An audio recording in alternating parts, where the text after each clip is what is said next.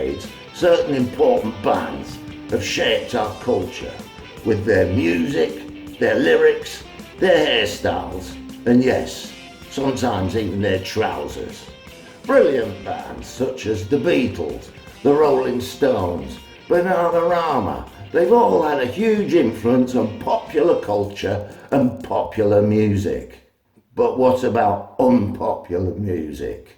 What about the kind of bands that nobody liked or has ever even heard of? What about all those bands who had stupid hairstyles and silly trousers and instantly forgettable songs? The bands who were hated or simply ignored. Such a band was DETONATOR.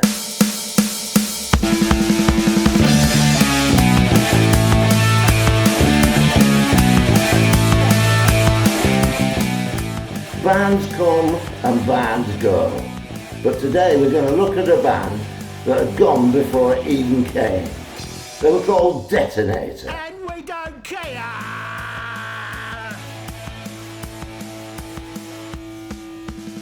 England in the 1970s was crap. The 3-day-a-week, the winter of discontent, and the black and white minstrel show. No McDonald's, no smartphones, and only 2 types of trainers. Baked beans for tea, and endless episodes of Coronation Street.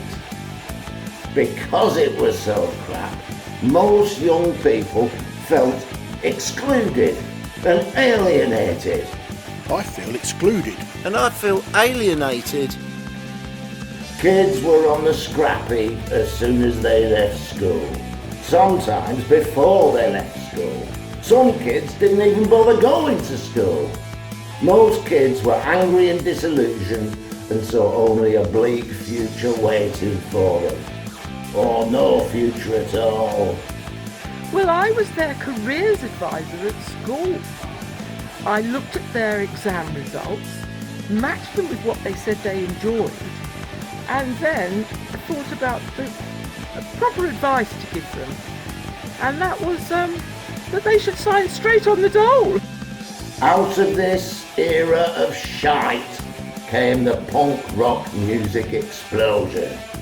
Bands such as the Sex Pistols, the Clash, the Damned, all announcing that they were bored of the music that had gone before and declaring it was time for a new generation to take over. Anarchy in the UK, White Riot, Gordon is a moron. It was loud and it was obnoxious, and it was to have a far-reaching effect, particularly on a small group of yubbos living in a corner of southwest London. I first heard about punk when the Sex Pistols were on the Tea Time News. I was only a kid at school at the time, but I loved it. The attitude, the anger, the swearing.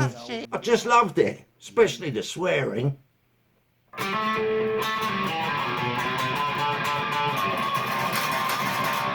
Well, it was just so exciting. You could go and see a band, just go nuts! Well, you could jump up and down, you could invade the stage, scream your head off, no one cared.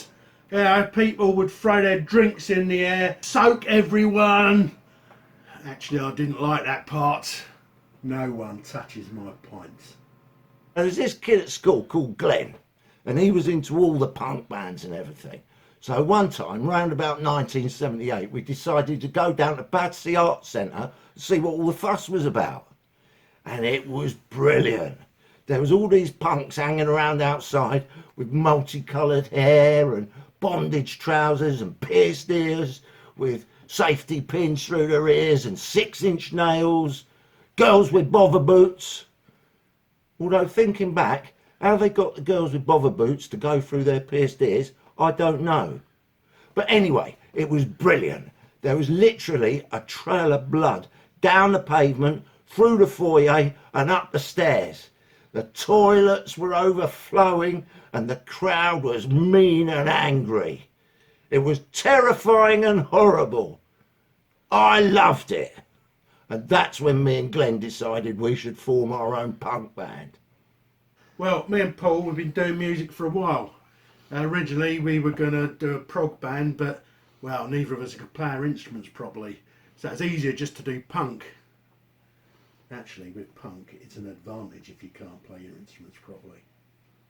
We asked a neighbour, what was it like living next door to a punk rock band? Pardon?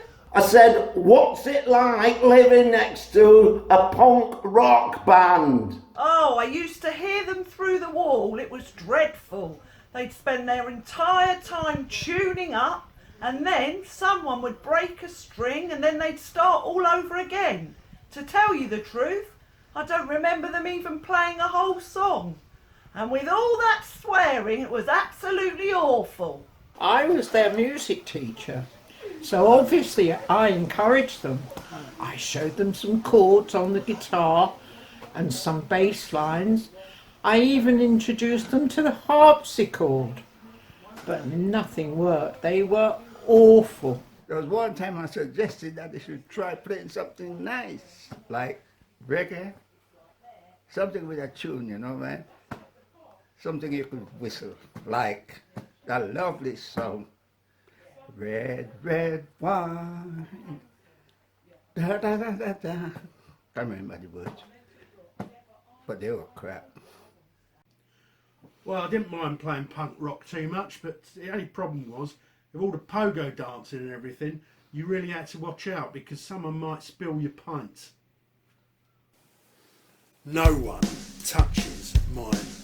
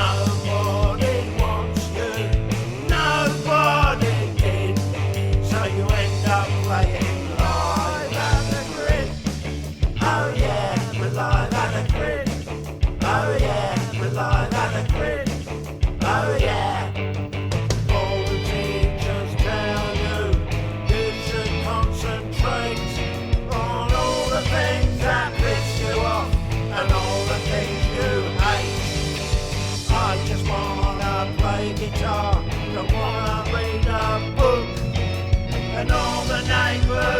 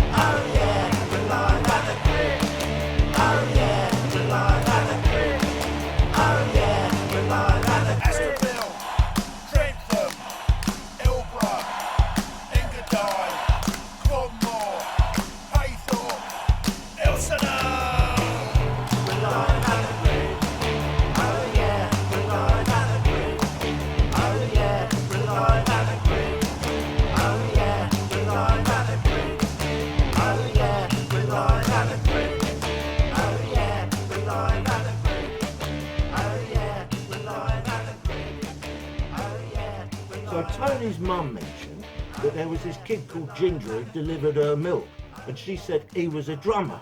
So we set up an audition.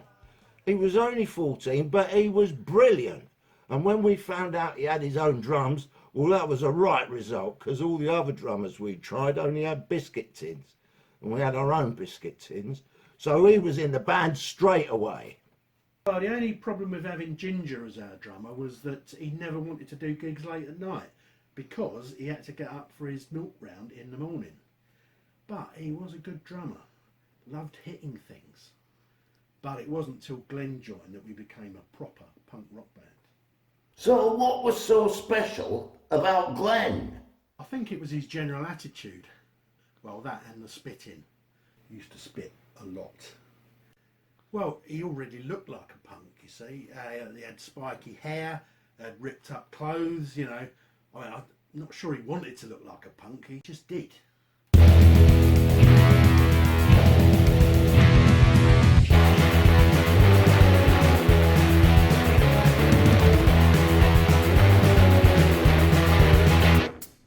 Don't wanna be a superhero, don't wanna be a total hero, don't wanna start a revolution, don't wanna be the final solution. I wanna be a normal man, live my life as a normal man. I wanna be a normal man, I wanna be normal, normal, normal, normal.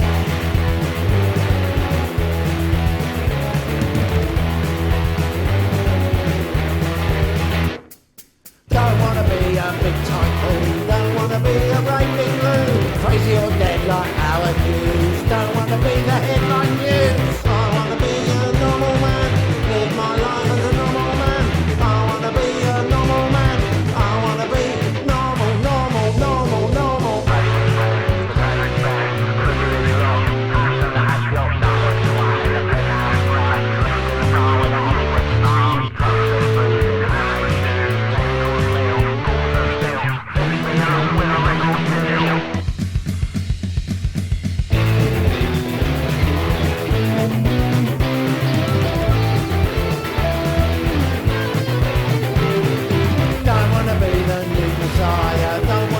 Consummate liar, not gonna set the world on fire. Don't wanna be your heart's desire. I wanna be a normal man, live my life as a normal man. I wanna be a normal man, I wanna be normal, normal, normal, normal. I wanna be a normal man, live my life as a normal man. I wanna be a normal man, I wanna be normal, normal, normal, normal, normal, normal, normal, normal, normal, normal, normal, normal,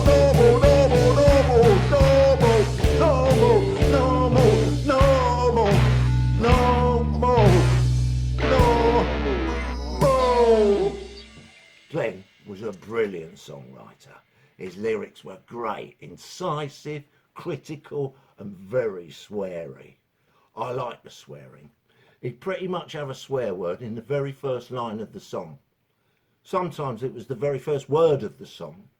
Sometimes it was the only word in the song. But I like the swearing. One of the first songs Glenn wrote for us was Public Schoolboy. It was a searing indictment of the public school system. Glenn hated public school boys. It was all because of some trauma he suffered when he was at school in chess club. But it wasn't something he liked to talk about. It was a great song to play live. Mind you, it didn't go down that well when we played it in that pub near Windsor.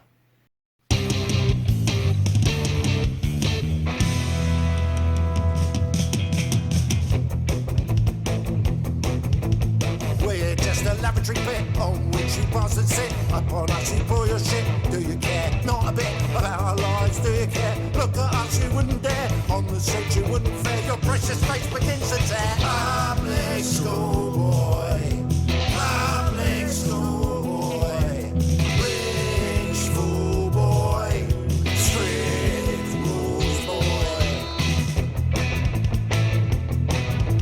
From your place of prejudice, you look at us and take the piss. From your seat of privilege, you push us right to the edge. About our lives, do you care? Look at us, you wouldn't dare. On the street, you wouldn't fare with your fucking stupid hair. Public school boy, public school boy, privileged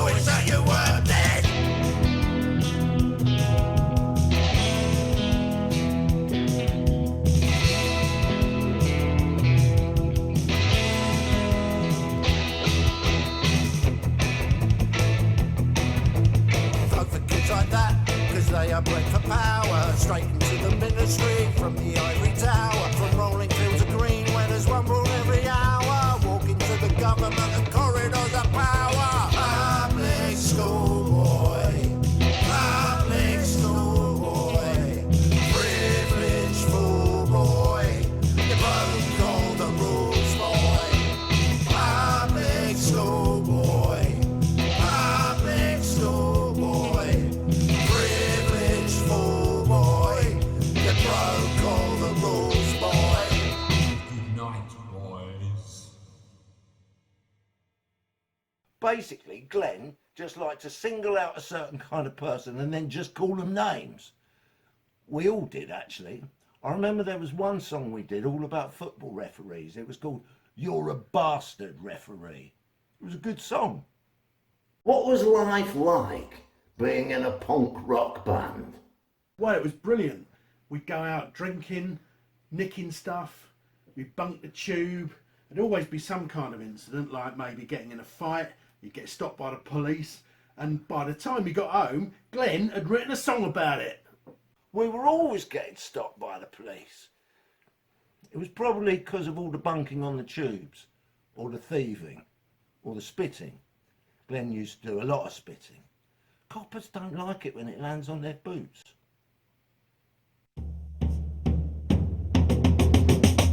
Let me tell you about the police and how they won't give me no peace. They must have a picture on their wall of evil Tony, Glenn and Paul. So it makes their day complete to pull me over in the street, to search me in the public view and cuff me for an hour or two. And I think they should go fight crime.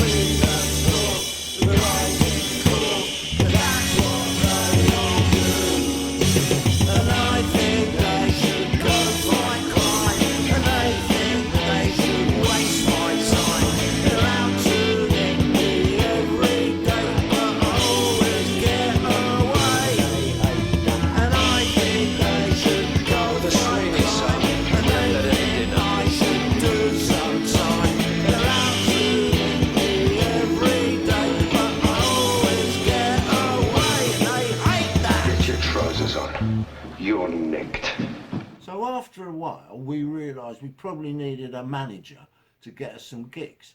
So we approached this teacher at school and he said no. And when we asked him why, he said it was because we were too crap. So we approached some other people and they said we were too crap as well. We were crap. They weren't wrong.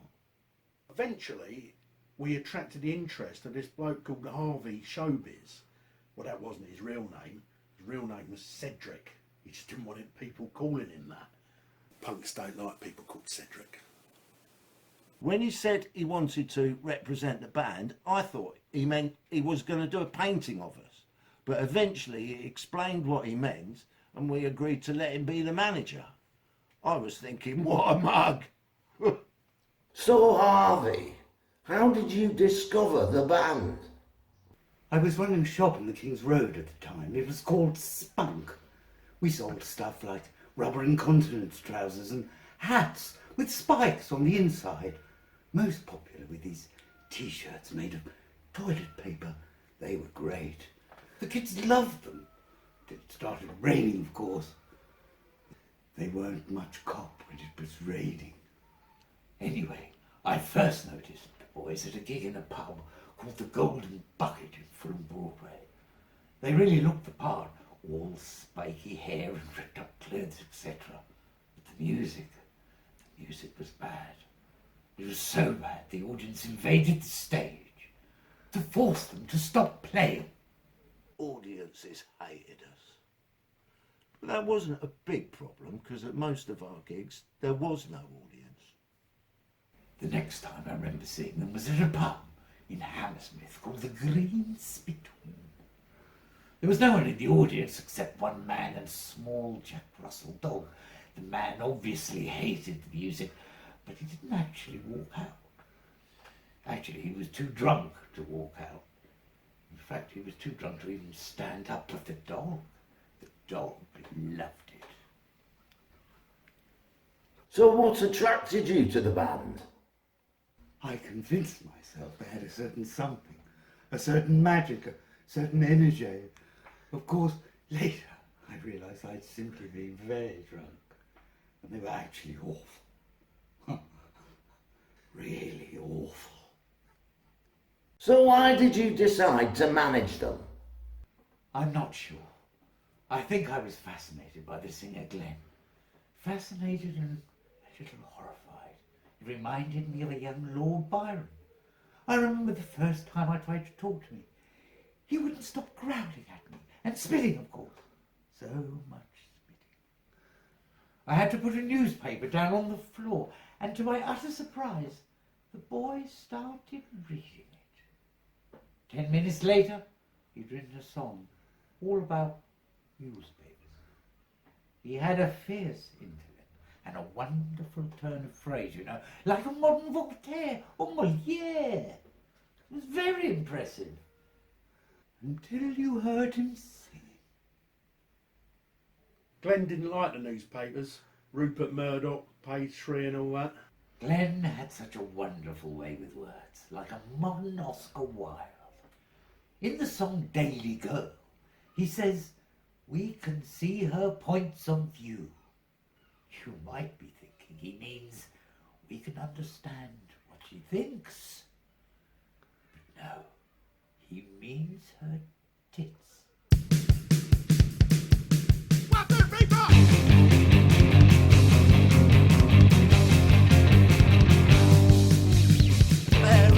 He got in his car, drove past the car park, not very far. With the engine, forgot about the war.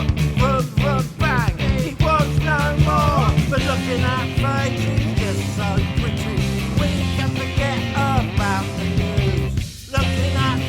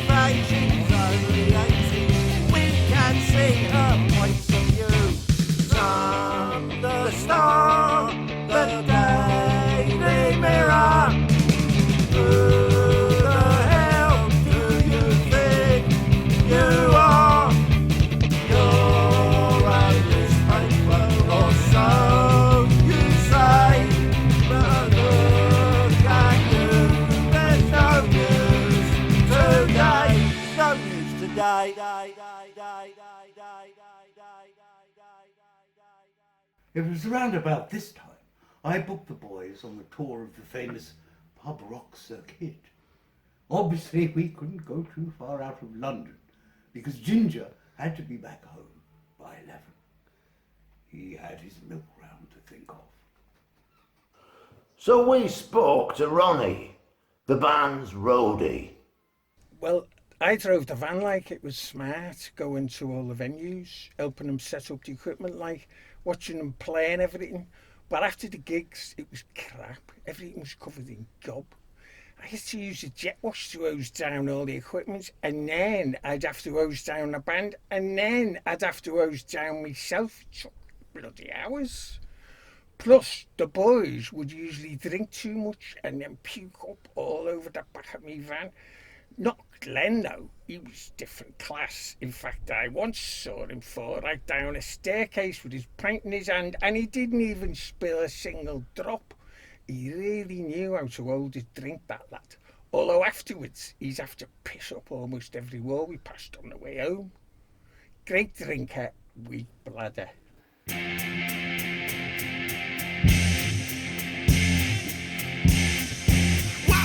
4.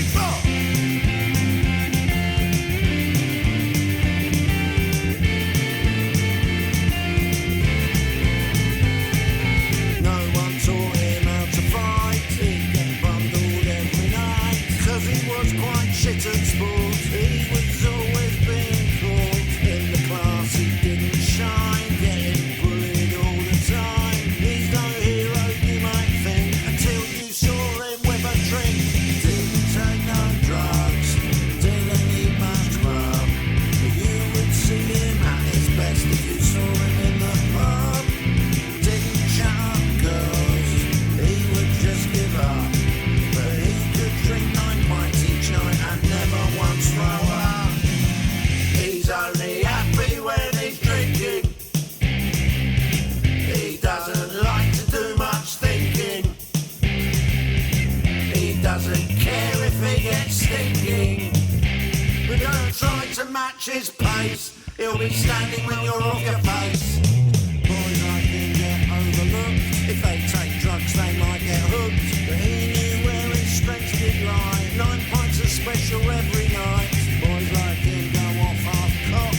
In the classroom they get mocked. But he knew that he was able to drink those twats under the table. Turned out in the pouring rain, staggering on Wandsworth Way, till he gets down to the crane. Barman thinks not him again. Puts his pennies on the bar. Ran a special barman tar. Has no bird or fancy car, but he's a bluesy superstar. Oh, he's so unathletic. People think he's pathetic. You should see him paralytic. Don't spill his mind or you'll regret it. Boys like him don't seem so bright. They get messed up every night. They just don't want to go home. Spend another night alone. Paint on jacket, shaven head. Doesn't even use his bed. Boys like him don't do so well. They go home to a private hell. Turfed out in the pouring rain. Another night spent in the crane. Getting smashed out of his brain. Every Friday night's the same. He's only happy when he's drinking. He doesn't like to do much thinking. He likes to hear the glasses clinking. Hey, Greg, get up the bar! He's only happy when he's drinking. He doesn't like to do much thinking. What would the boys like at this time? They was thieving little twats. Can I say twat? No. You couldn't turn your backs on them. If it wasn't nailed down, they'd either nick it or chuck it out the window. One time, they did a gig supporting Susie and the Banshees and nicked all her hairspray. Susie had to go on stage with her normal hair. The crowd hated it, booed the band right off the stage. Yeah, they were thieving little twats. Please don't say twats. They used to turn up for the gig with one amp and he'd leave with 3. One time, the headline act's drummer had to make do with biscuit tins because Ginger had nicked all his drums. I've never known such thieving little twats. And I'm from Liverpool. Can I say twats? No! There was one particular time I had to book the lads into a hotel room. They'd never been in a hotel room before. Of course, they got very excited, and in true rock and roll fashion, they all wanted to throw the television out of the window. However, I convinced them to try watching it. It's amazing. Kept them occupied for ages. Next thing I know, Glenn's written a song all about the 9 o'clock news. Imagine that. So satirical and incisive, like a modern Charles Dickens. Glenn thought everything on the TV was being censored. I think Glenn resented censorship because he wanted to see more sex on the telly and more violence, but mostly more sex.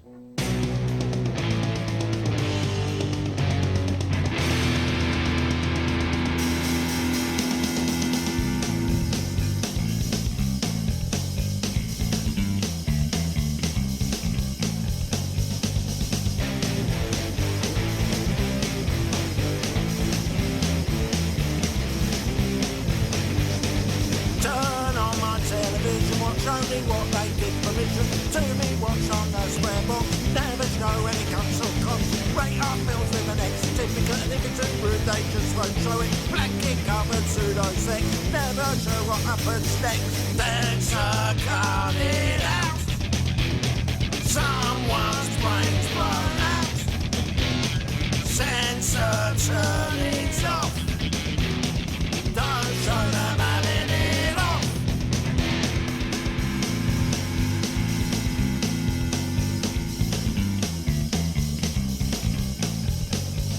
When will we be allowed to see a TV announcer shout out bullshit? Same old story again and again. Give it to us and we'll give it to them. Censor, cut it out. Someone's brains blown out. Censor, cut it off. Don't show them having it off. Censor all the things I see, then they try to censor me. Censor all the things I say, till I agree that night is day. Censor what I'm supposed to think, so I don't even smell the stink. Censor all the things I do, and then they'll try to censor you.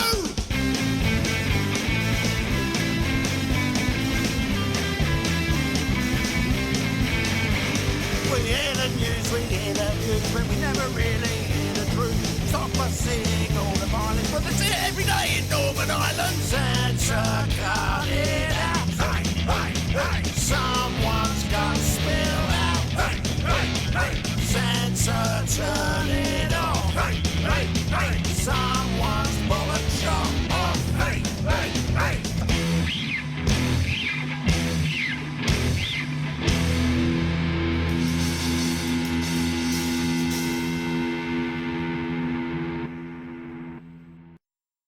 Almost immediately, it all started to go sour. The boys started to fall out with each other, which is often the case when bands are crap. And one has to remember, they were truly crap. So what went wrong?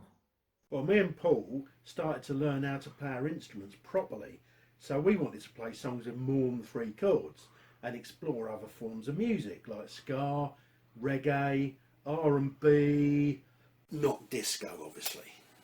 Yeah, there was one time I suggested that I try playing something nice like reggae, you know, like that lovely song, Red, Red Wine. But they were crap. They decided to use this keyboard player. Toby Thornton Heath was his name.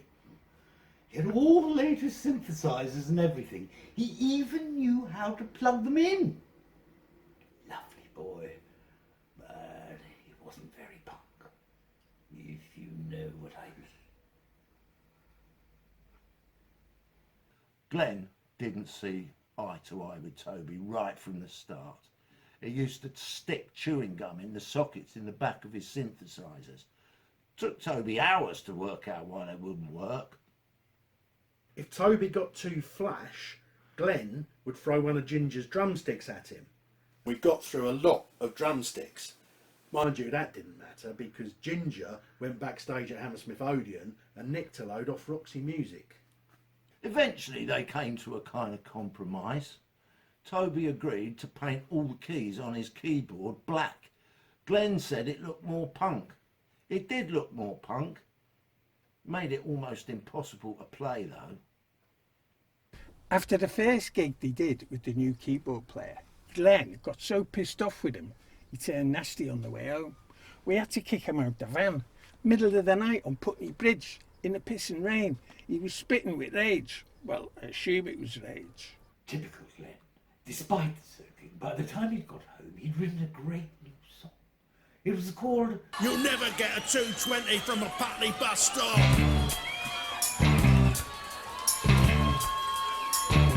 I was walking down the Merton Road. Must have been 9:30. Walking down the Merton Road with some friends of mine.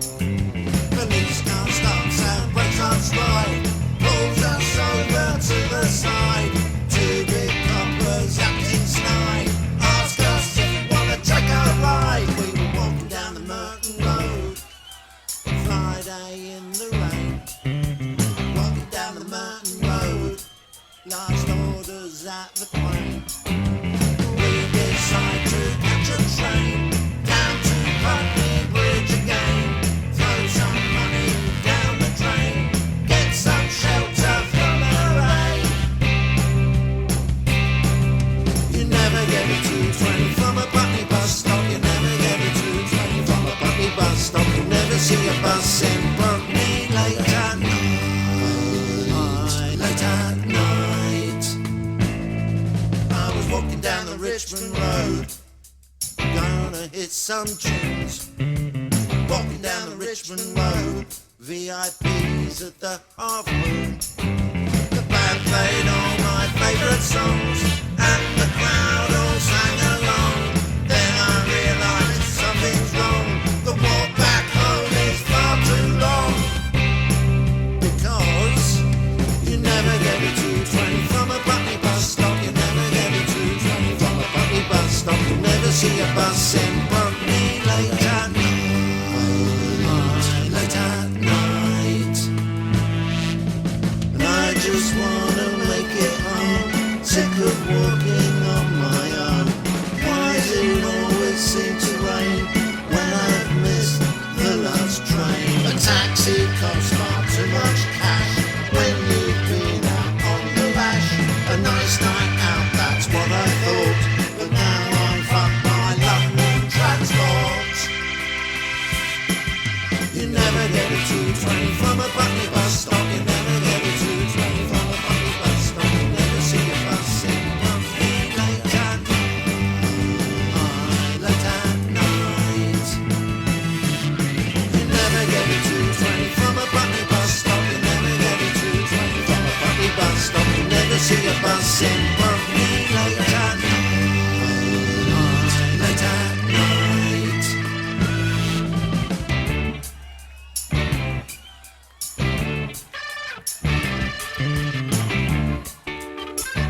Okay, we're just going to play on for a few minutes here till that last order's bell goes. And you know what that means? It means it's 11 o'clock and the last 220's just gone.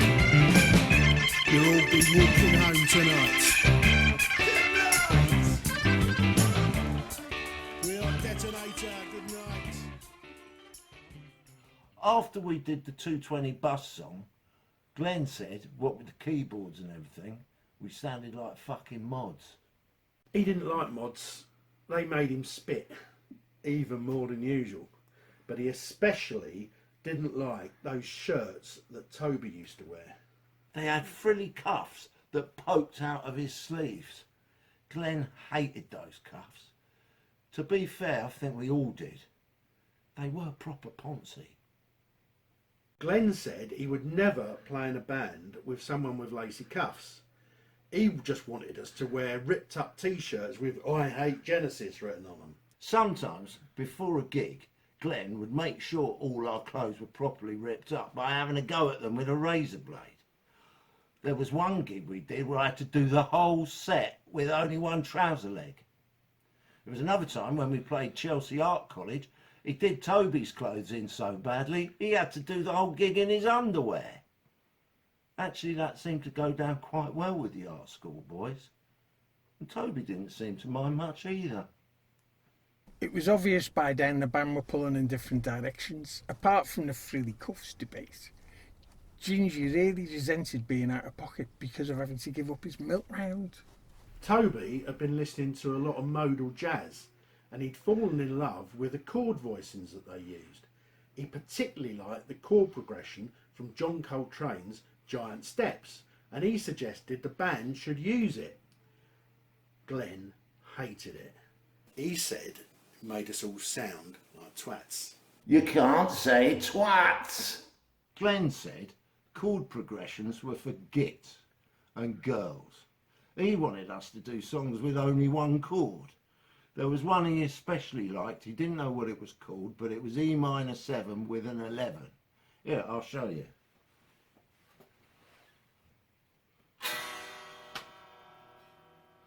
Sounds horrible, doesn't it? I could tell the boys were unhappy. I decided to take them all out for a drink up Chelsea. You know, show them a good time, let off some steam.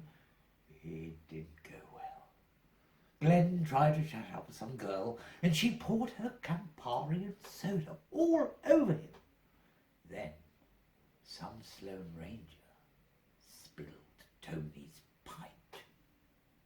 No one touches my pint. And then it kicked right off. I tried to punch this geezer in the chin, but lucky for him he didn't seem to have one. And then Tony nutted this bloke, and he turned out to be the son of an earl or a duke or something. And now Tone can't put a foot in the whole of Berkshire, because the bloke inherited it all. It's really inconvenient. Every time I want to drive down the M4, I've got to take a detour via Oxford. It wasn't all bad, though. Typical Glenn. He wrote a song about posh people the very next day. Pure social satire, like a modern Jonathan Swift or something.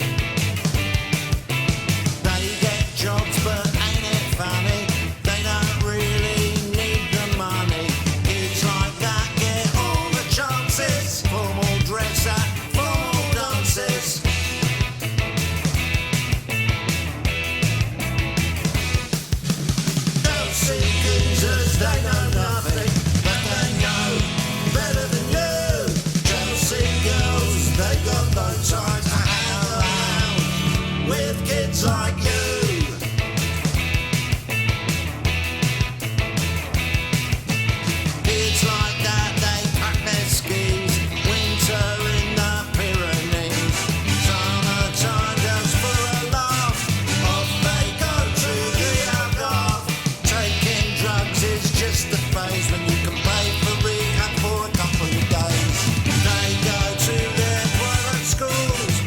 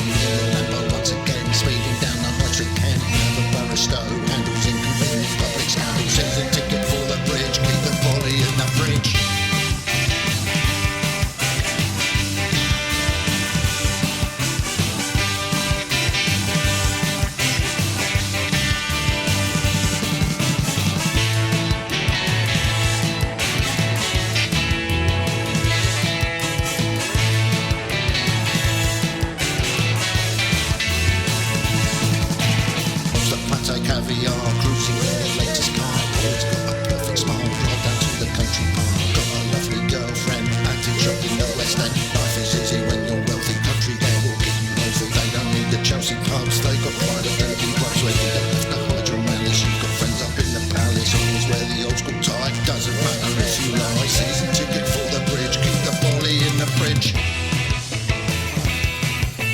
Kids like us don't understand about the games that they are playing. We all know that money talks, we just don't know what it's saying.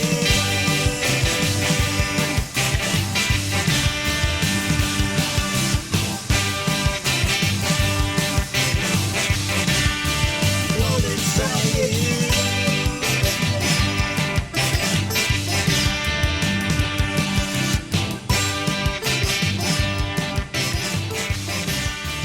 What it's saying.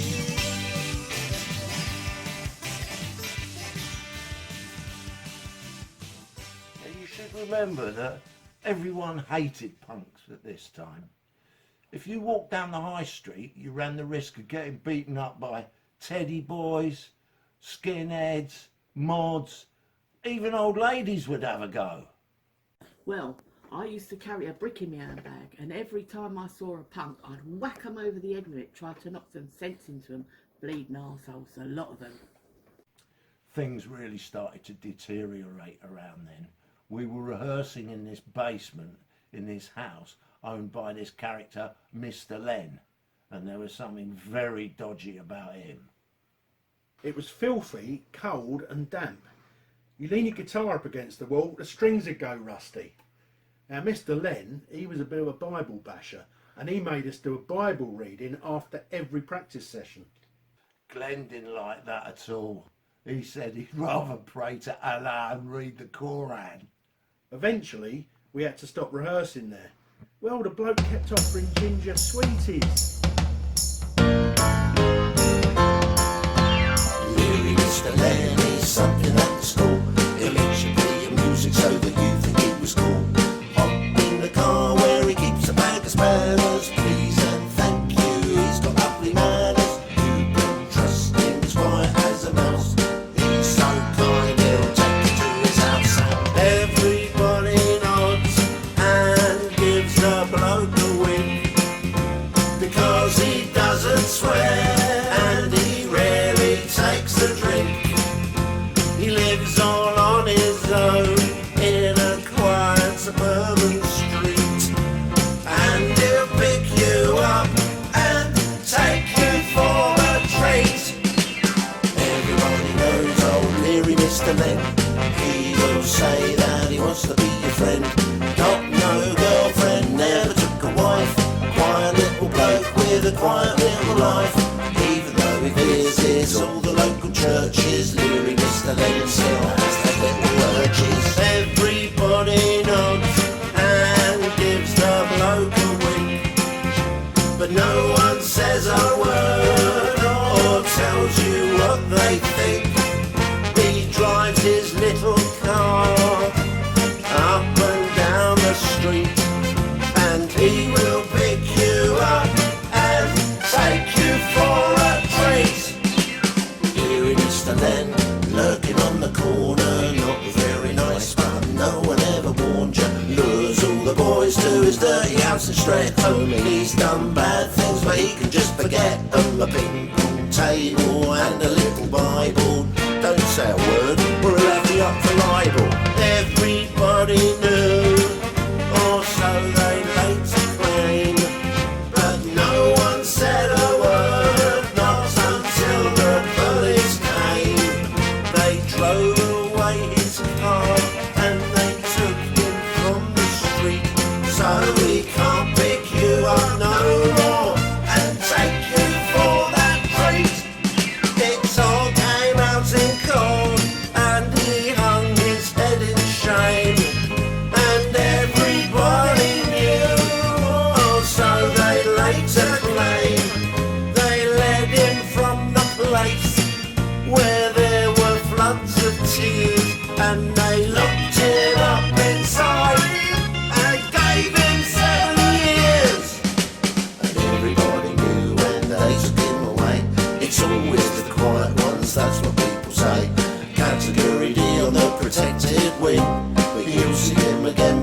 out again next spring, driving along in his little Morris Traveller. Don't accept a lift or he'll try and choose several ya.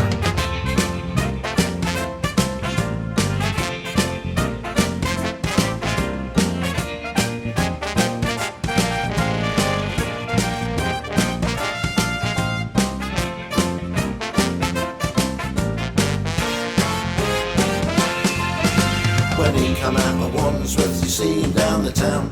You walk into the boozer and he looks you up and down. He still remembers all his glory days. You can bang him up, but you'll never change his ways. The moral of the story, I tell you once again, you be on the lookout for all the Mr. Lens.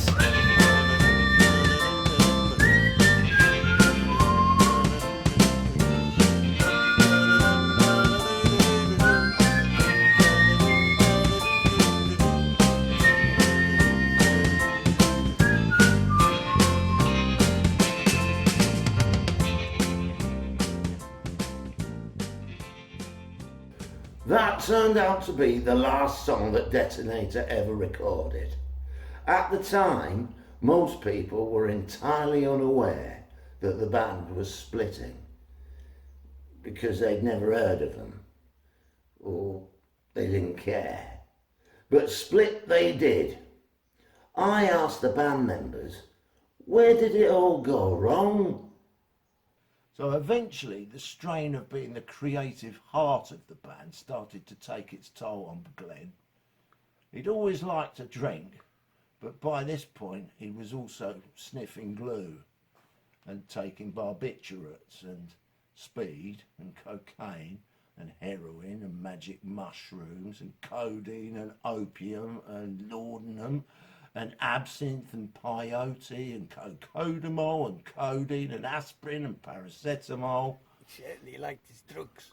And ketamine and mandrax and black bombers and purple hearts and LSD and PCP and DDT. And that was just for breakfast. Toby, the keyboard player, expressed an interest in arranging the brass section. Glenn said he should stick to arranging flowers. Well, Toby was very hurt by that comment. As I recall, he had to blow his nose on a hanky, all lacy and monogrammed. Glenn called him a soppy twat. Stop saying twat! And then after that, Ginger declared he was going back to his milk round. He said it was better paid and he'd meet more girls. So it all came to a sudden end. By then, Glenn had had enough. He simply walked off into the sunset. Well, it wasn't actually the sunset. It was a railway tunnel near Wandsworth Bridge. But he did walk off, never to be seen again. Some say that he was staying in the Chelsea Hotel in New York. I heard he'd gone away to meditate in a monastery in Tibet. I thought perhaps he'd gone on the road or something, like a modern Jack Kerouac.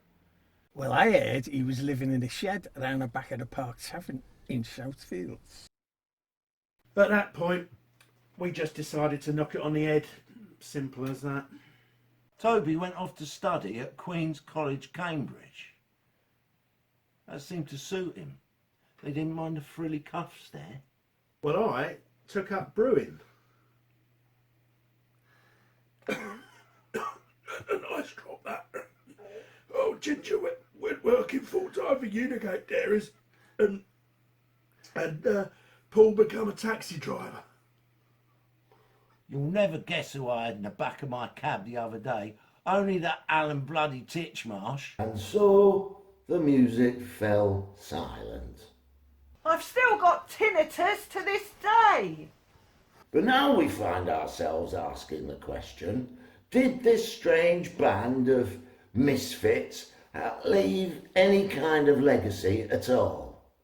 Were they really that crap? This swearing was fucking awful, I remember it well. Fucking awful. Bastards. Oh, the swearing, it was awful. I've never heard anything like it. Well, the language they used, it was terrible. Do you know, they would not stop fucking swearing. They were fucking awful, that lot. Fucking awful. I remember well. What did some of their contemporaries think of them? Nothing, it's horrible. We could do well without it. Caveman beating on a drum or whatever. This is really difficult. I didn't really like it, I must admit. But I don't actually like listening to albums very much. For a whole album, it does drag on a bit. I'm a wee bit fed up with that kind of noise. It seemed extremely effeminate. I hate it. It's awful. I find it a bit monotonous, to be honest with you.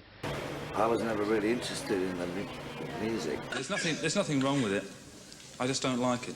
And it's a pretty dull and dumb song and stuff, but I must say I'm getting a bit fed up with that sort of formula. Stupid, mindless crap. So, what do the kids of today think of the music from all those years ago? Lyrics are inaudible, typical of punk songs. I don't think it'll even get into the charts. It's awful. That's all right. I love them. I do, really do. They're very fascinating. Yeah. Really? Yes.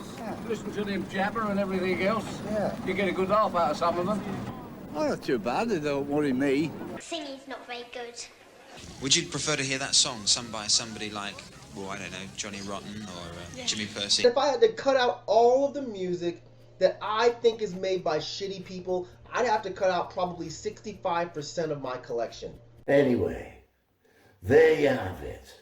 Detonator, as irrelevant now as they were irreverent then. God, I can't wait to do a documentary about someone decent. Someone like Ed Sheeran or Billie Eilish. I'd even settle for that Harry Styles with his rubbish.